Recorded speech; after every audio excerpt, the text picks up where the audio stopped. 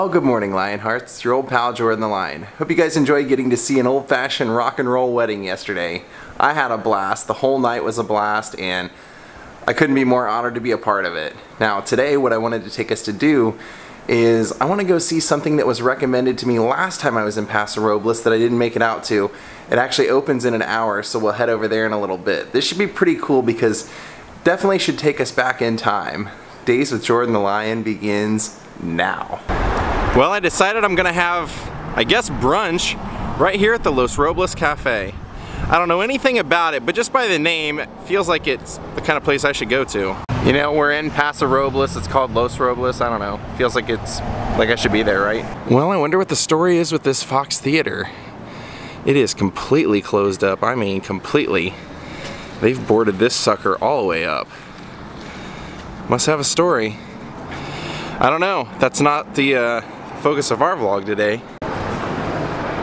It's kind of cool. I like the way they've done their ceiling because they have local businesses advertising, but they're not like cheesy advertisements. They're actually very like artistic and beautiful, almost painting for every business. Even like the roller rink has this great painting of a hockey player. Kind of cool. It's unique. Nice mural. Old school diner feel. I went ahead and ordered the ham and cheese omelet and some biscuits and gravy. Alright, it's all here. That's a lot of food. Jeez, it's like my meal for the day.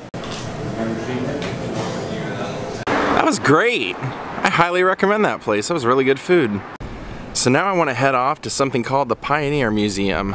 Let's check out this mural. This is great. I love this. Saw this when I was driving around last night and I said, I gotta put that on camera tomorrow.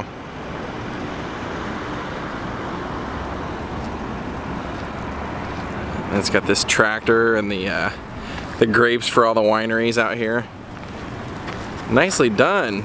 Nicely done, Paso Robles. Cool old hot rod. Not sure what that is exactly. Well, I do believe we have found it. Let's go check it out. If you want to come check it out for yourself, Thursday through Sunday.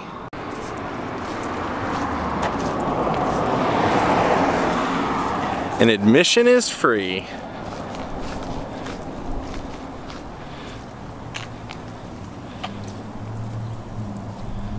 Well, it appears that they have an indoor part of the museum and an outdoor part of the museum. This ought to be great.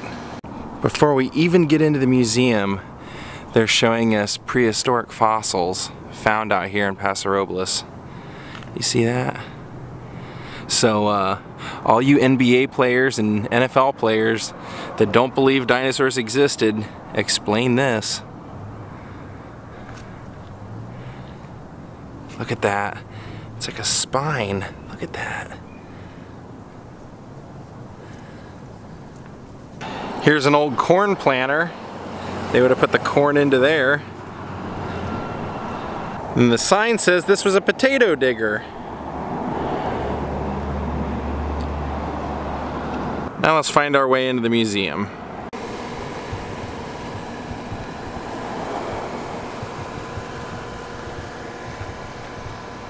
Open. So this is great. They have a model here of one of the original patents for an attempt at flying, and you guys know I'm from the Dayton area, so I know most of the Wright brothers history and we've put a lot of it on here. But this was in 1903, right before they made their patent. The very first blacksmith in Paso Robles and a man named Elmer Bollinger created this this device as their patent idea. Isn't that cool?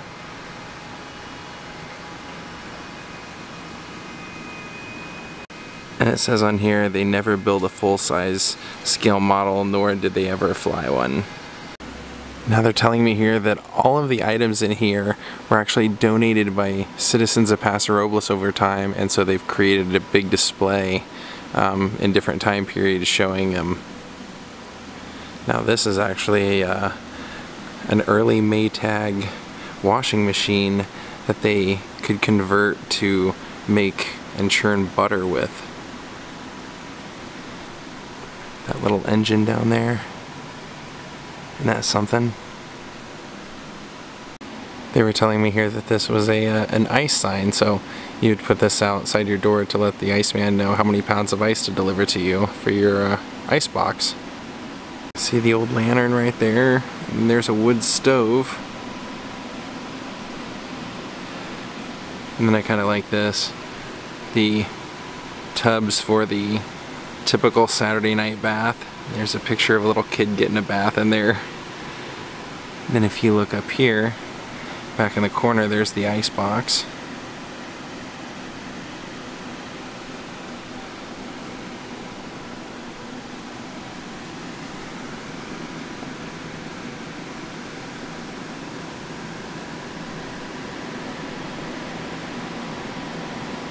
Now look at this. Talk about stepping back into time. This would have been, you know, a nicer home. Not all the old homesteads had nice furniture or a piano.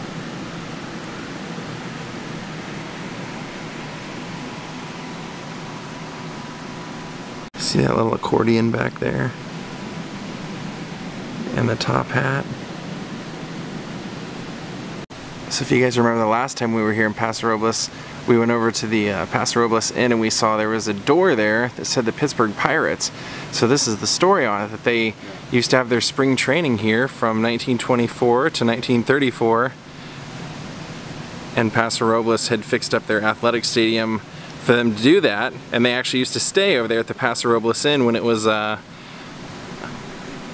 Hot Springs Inn, I believe it was called? Hot Springs, El Paso de Robles Hot Springs Hotel. Ah. The first Hot Springs Hotel. After it burned, about 7 years later, another hotel renamed itself the Hot Springs Hotel.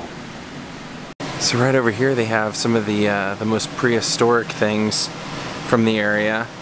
And I think that's so cool from what they were telling me, you know, that all this stuff is things that people have donated over years and years for the hopes that someday it could be used in a collection. And then since the 70s, this place has been open. These are all fossils and various things found from the area. And this is remembering the Indians, the first settlers in the area here.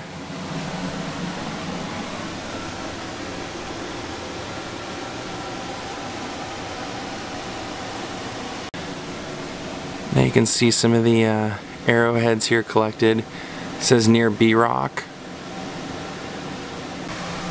Look at that, man. That thing is huge compared to my foot. And that is a really big collection of arrowheads. Now in here they were telling me that this gun collection was the local doctor, and if you couldn't afford to pay the fees, the local doctor would allow you to trade a gun.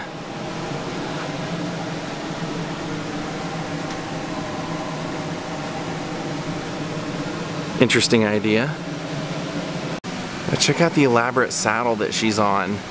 That saddle was made by a famous local saddle maker named Edward Bolin, and they have one of those saddles right here. I live seeing that kind of stuff. I love it.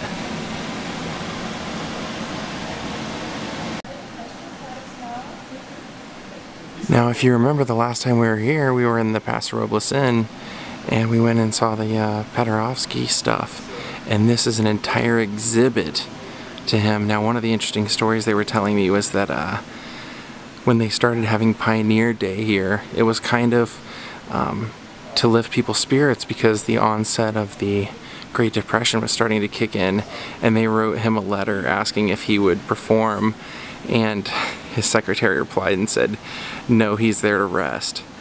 So they say that he performed in this town, gave concerts at some point, but the curator here said he's never been able to find like an exact date when that would have been, but he's met people in the area that heard him practice at various places, and he said that one of the Pittsburgh Pirates, when they were staying here, went and talked to him and said, "Why do you practice so much?" And he said, "Because if I don't practice for one day, I notice, I can tell." And if I don't practice for 2 days, my friends can tell. And if I don't practice for 3 days, the audience can tell.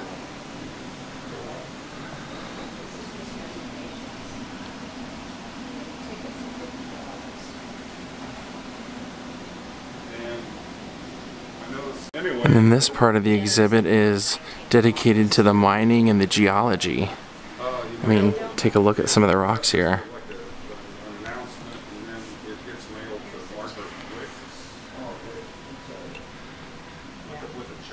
And then this is dedicated to the local medical practice. These old instruments. Wow, this is real. It's really cool that this city has such a huge exhibit from almost every time period of its existence. Wow. My, how they've changed. Now this place is so big you almost have to set aside a couple of hours, so I can't show you everything, but I'm going to kind of show you the things that interest me the most. The firehouse cart. This is a printing press, a whole printing operation. There's a picture of it being used. I wish I had the time to spend walking with the curator all around this place, because every single exhibit that he walked past, he had a story, and a really interesting story on every single thing. But even he said if we took it at the pace that we could cover everything, we'd be here till sundown. Now look at this old bank. That's the Army's goods store. We'll pop in there real quick. But yeah, look at these old military helmets.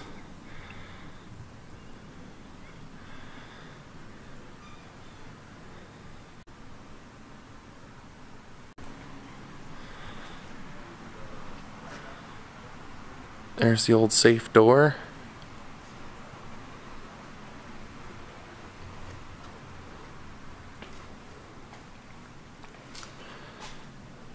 Wow. That is a lot of typewriters. Wow, look at that big safe.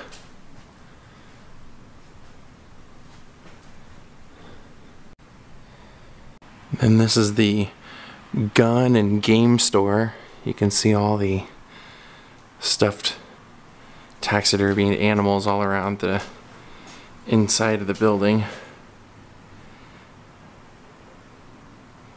Then look at this safe. Pretty elaborate.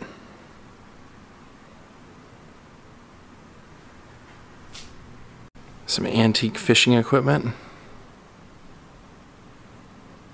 Now it's not ammunition, it's a bike shop. And sporting goods, and look at the old locks, the skull and crossbones on it.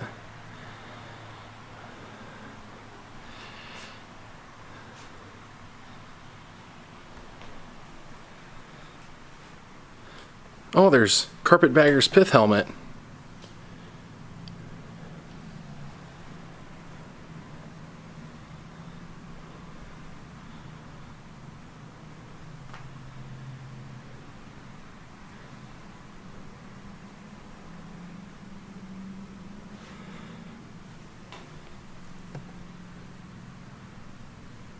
Wow, those are some old pistols.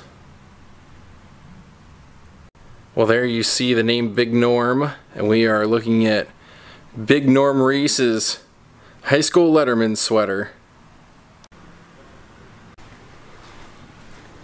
Now you can see she's working the telephone lines here, much like up here in the pictures.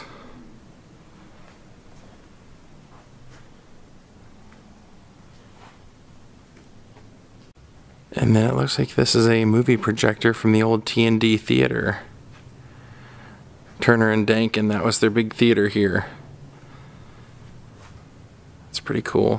1928 movie projector. Here's some old TVs and radios. Wow. Look at all the old cars. Yeah, we'll definitely have to come back here. This, they say, is one of the largest wire collections. Now this, they were just showing me, this is Swift Jewel's barbed wire collection. They said it's one of the largest wire collections in the world. That every time he would go anywhere, he would go off looking for different barbed wire.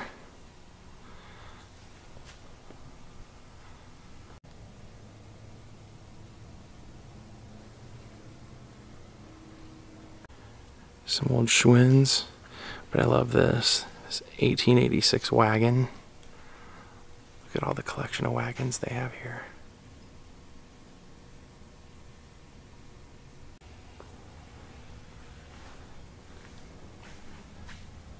They run this in the parade from time to time, the fire truck. And they run that Studebaker in the parade sometimes also.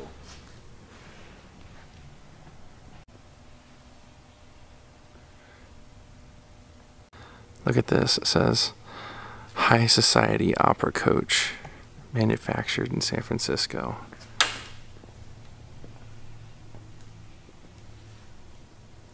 Here the sign says that this carriage here, this Queen's carriage, is donated, or was donated by William Randolph Hearst's mother, and they use it for the Queen's carriage in the parade. So it's still used even now. Here's an 1863 U.S. wagon, U.S. military wagon.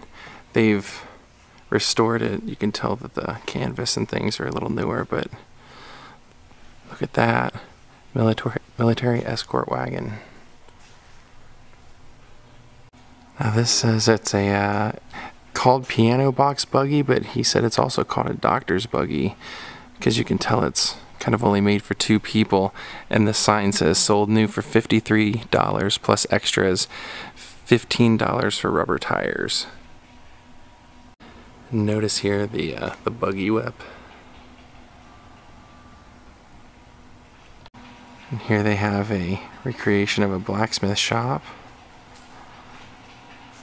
And like he said, it was all this stuff was all donated by people in the area, so imagine how many people had things in their barns or house just kind of laying around. They couldn't use this anymore.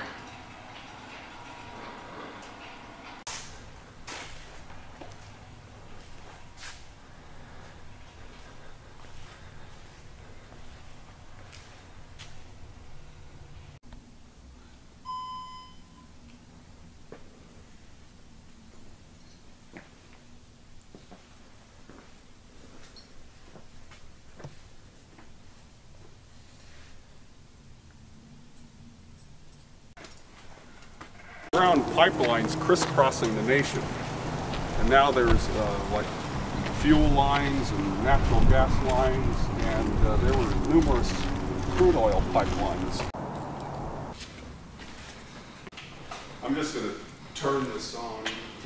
Clattering noise meant the steam pressure was just a little low. Here's the Jeansville pump. And he was telling me that this is the pump that pumped oil for a distance of 250 miles, a stretch through San Joaquin, and it was originally meant to pump molasses and eventually became an oil pump. They actually have a documentary here on the history of this pump if you ever want a full explanation of it. In the late 1800s, our world was changing fast. And the flywheel are what they use to pry it to the starting point. It's like some of the old tractors, they don't have a crank or a starter. You just get the piston at top dead center a little bit past it, and then here they turn the steam pressure on and that gets it going.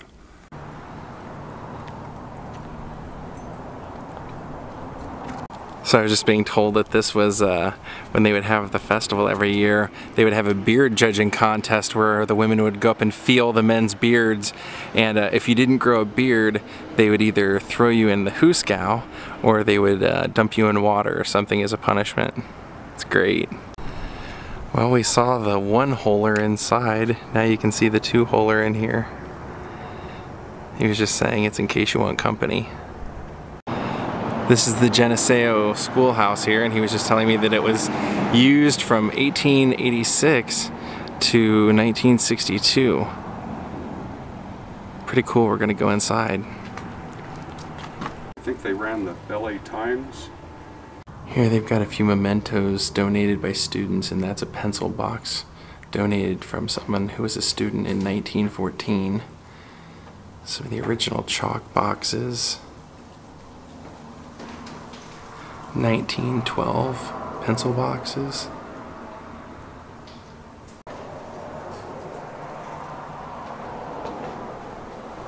Vocabulary pictures, some roller skates. There's a GnR school beanie. Now let's take a look at the actual school. Wow.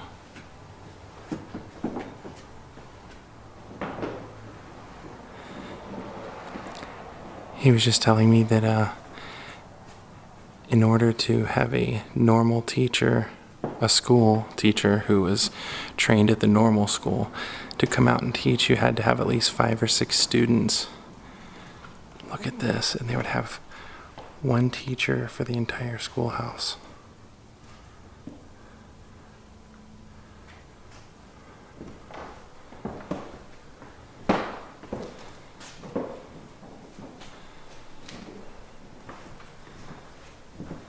People ask why the flag is bunted like that. Nobody knows. But it's like that in an old picture. Huh.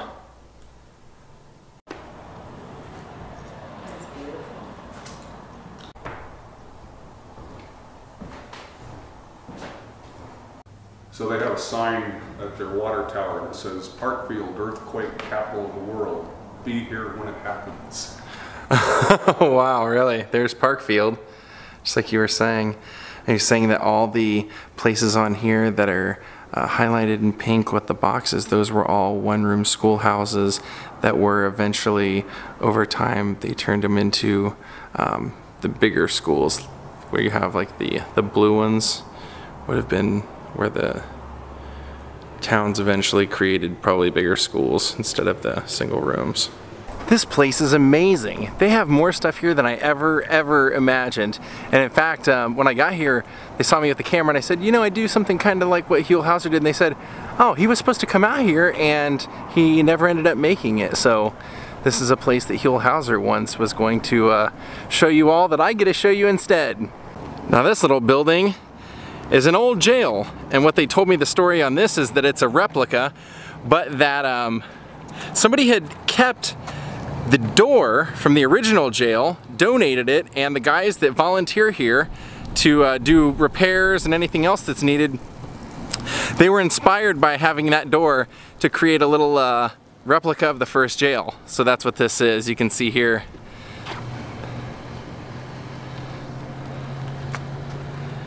And so, like I also mentioned, this, they said the left door, with all the engravings and scratchings and everything on it here, you can see that would have been the original door. Nice and comfy, huh?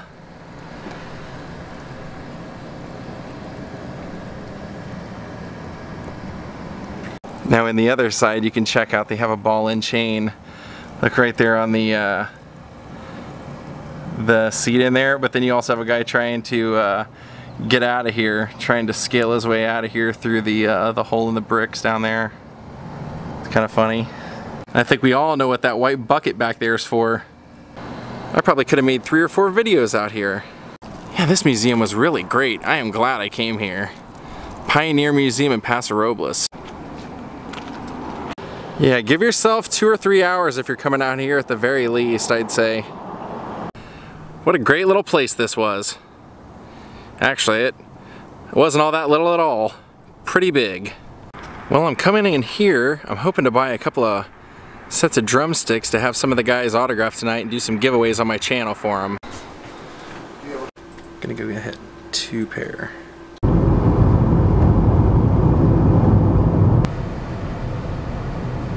Well, I guess I already missed the sound check. They might be doing another one, but we're all just hanging out upstairs. So we've actually been up here hanging out with Eric Singer for like the last 2 hours listening to rock and roll and talking rock and roll, and he's gonna give me his drumsticks at the end of the show tonight.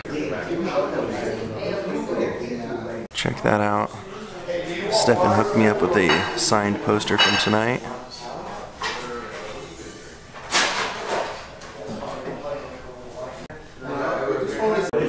He's like, really, Stefan? You were when said somebody come. No, there was a nice pause there. Oh yeah, Stefan merged into November Rain. How about Stephen was? All right, people are here. Sold out show of 500. The band's about to take the stage.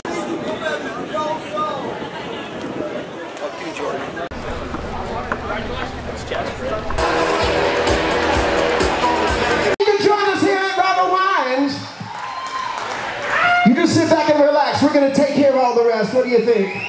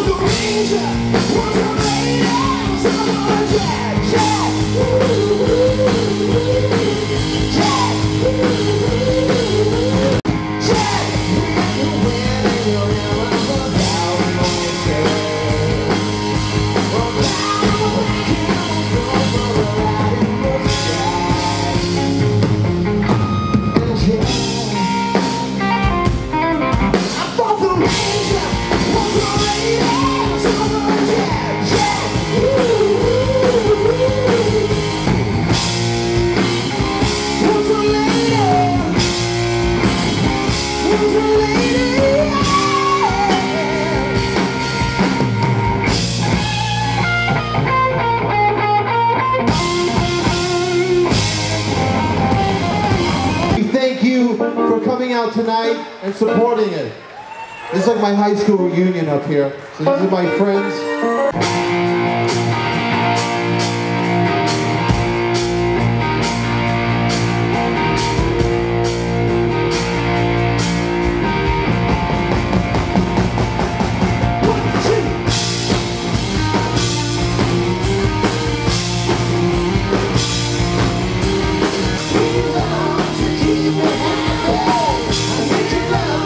Keep it happy, baby. What you keep it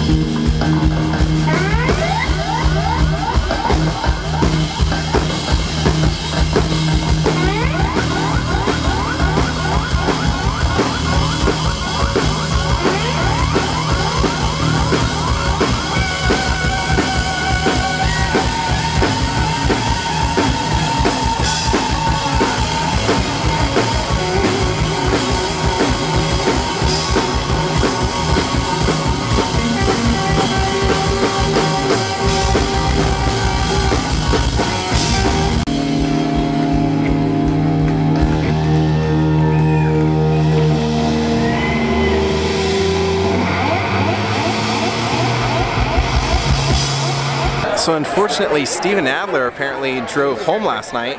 I was gonna have him autograph some of those sticks that I bought today, so I guess I can't do that since he won't be here tonight. So this is a pretty crazy scene. They set up basically like a medieval torture area here for photo ops at the event. So check this out. Here's an electric chair. This is maybe one of the most unique things I've ever seen at an event like this. And then there is a stretcher. I'll take you around and show you. See you later. See, So I have an appreciation. And then here's the guillotine with the man to operate it wearing my hat.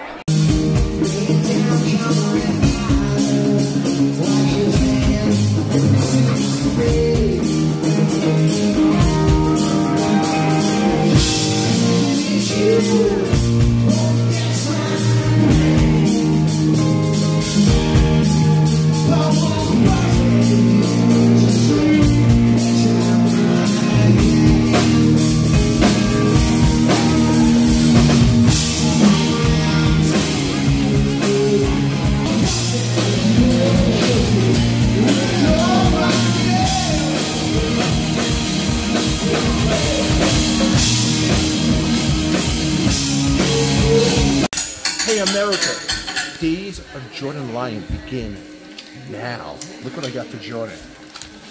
What do you got? What do you got for me? Autographs. Look at this. Slim Jim Phantom. Sunset Winos, set list, drumsticks from Tommy Colfettis from Ozzy, Eric Singer from Kiss. Jordan, I love you. These are for me? This is for you, my friend. Dude, awesome. Thank you, man. Thank you for coming to Robert White, supporting Sunset Winos. We love you. Awesome. Of course, brother. Thank you. Here you go, my friend. Days of Jordan Lion begin now. Right now. Right now. Well, we're going to call it a night. Wanted to thank Joni Gruhala and Kathleen Mabley for becoming my newest Patreons. And thank you everyone for watching. Hope you guys enjoyed our day. Have a great night and goodbye.